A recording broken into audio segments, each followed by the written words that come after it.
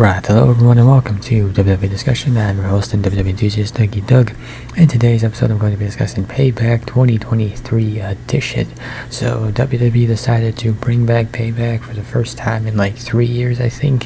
2020 being the last year there was Payback if I remember correctly. And this premium live event had high stakes for multiple superstars, namely the Judgment Day, who were featured on the poster. Rhea Ripley defending the Women's World Championship, Finn Balor and Damian Priest challenging for the tag team titles, and also the promise of change coming to the faction if Priest and Balor failed to leave with the gold.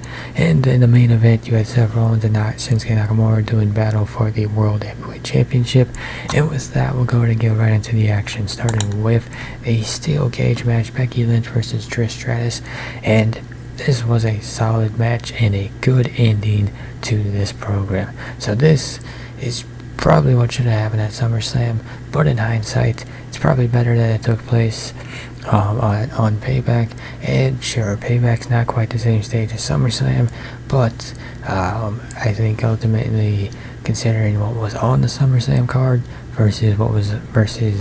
but when you compare the SummerSlam card to the Payback card, they got time in this match. I think they got like 20 minutes, and so they got time and a brighter spotlight than they probably would have gotten at SummerSlam. Sure, in order to get to Payback, it required a few to drag on for longer than it needed to, and the storyline accompanying it never really matched the star power of Lynch and Stratus, but the climax made up for it all. The post-match events, which saw basically Stratus and Stark, their partnership, implode. Should Stratus stick around, now she has something to transition out of a program of Lynch and into a program of Stark. Again, that's assuming Stratus sticks around. I don't know why she would, but it certainly would be beneficial to Stark if she were to stick around. I haven't heard anything to say that she does. I haven't heard anything to say that she doesn't. So, very curious to see what happens with the future Stratus. And as for Becky Lynch, well, she has her eyes set on the NXT Women's title. I'd be very curious to see if NXT would be willing to put the title on her and let her have a run with the title. Granted, that seems like, I don't feel like Tiffany Stratton should be dropping the title just yet, but bringing back Becky Lynch to NXT and letting her feud with Tiffany Stratton not only elevates her, but could elevate the rest of the women's division as well. LA Knight versus The Miz, a special guest referee John Cena, and this was a huge win for LA Knight in a match that was exactly what it needed to be, which is a victory on a premium live event stage for the multiple loved superstar in WWE.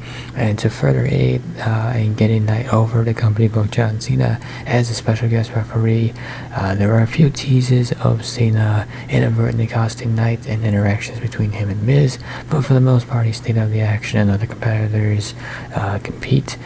And when he did directly involve himself, it was mainly after the match. At the top of the aisles, he extended his hand to Knight in a sign of respect. Now, LA Knight didn't accept, but he certainly got his say and pointed out that Cena almost cost him the match, which, logical reaction. The crowd red hot for Knight. The commentary team did a great job of putting him over, and the acknowledgement from Cena was a great exclamation point.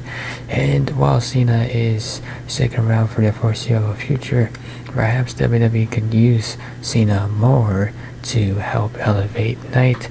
Perhaps that comes in the form of a match. I know Cena's competing in India at the Superstar Spectacle, but at the very least, if we could get one match with John Cena on SmackDown, I would want it to be Knight versus Cena, and let him do battle on the mic, let him do battle on the ring, and watch Knight get over even more.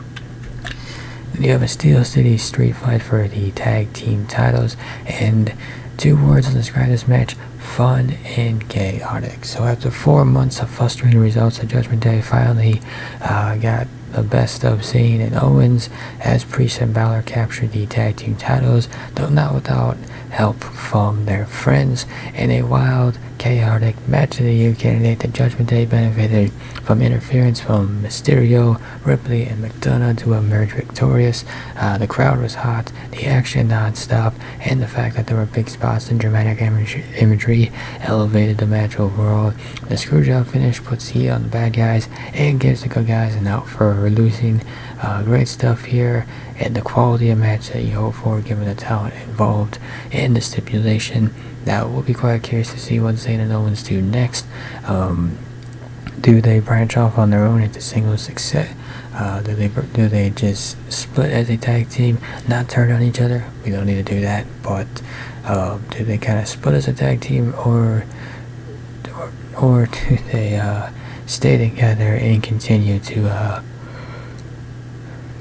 go after the Judgment Day and chase after the tag team titles? We'll see what they do next. And as for Judgment Day, well, despite all the teases of the faction imploding, well, it doesn't appear that they're going to implode anytime soon. They're going to hold all the gold and then probably implode. So, yeah, Judgment Day will continue to dominate Raw. So, basically, it's just Bloodline 2.0, but this time, instead of dominating SmackDown, they're dominating Raw. And then the show ends with the World Heavyweight Championship match, Seth Rollins versus Shinsuke Nakamura. And there were some expectations for this match, when you think about the skill level of the superstars involved. And, well, these guys did not disappoint. Rollins and Nakamura had, like so many other matches on the card, a physical battle. Nakamura targeted the injured back of Rollins and nearly put him away with a Kinshasa to the back of the head. Rollins, the gritty champion that he is, fought through it all to deliver the stomp and retain his title. Not a flashy match, nor was there really much in terms of storyline development, but it was a good match that paid off what could be the first chapter of the program, while still managing to present Nakamura as a legitimate threat. This could be a program that continues, and the manner in which the challenger was presented moments after losing suggests that Nakamura might sink deeper into darkness to achieve his goal. However, I don't know about continuing this feud. I just don't. I'm not against it, but it felt like with the great Muda in attendance, and then the little video you did before Nakamura's interest, it felt like you were going to pull the trigger on him taking the title, and you didn't do it. And then if you're running back with these two again, is the end result going to be the same? And if so, then what's the point of doing it again? I don't know. I wouldn't be opposed to this continuing, but I'm just not necessarily in favor of it continuing. Yeah, I guess if that makes any sense. Like, if it happens, I'm not going to hate on it. But as of right now, I'm hoping it doesn't happen, or doesn't continue. So in conclusion, Payback was a hit, I would say, and WWE has a history of outperforming the hype surrounding some of these B-level premium live events, and this was no exception. I talked about this before.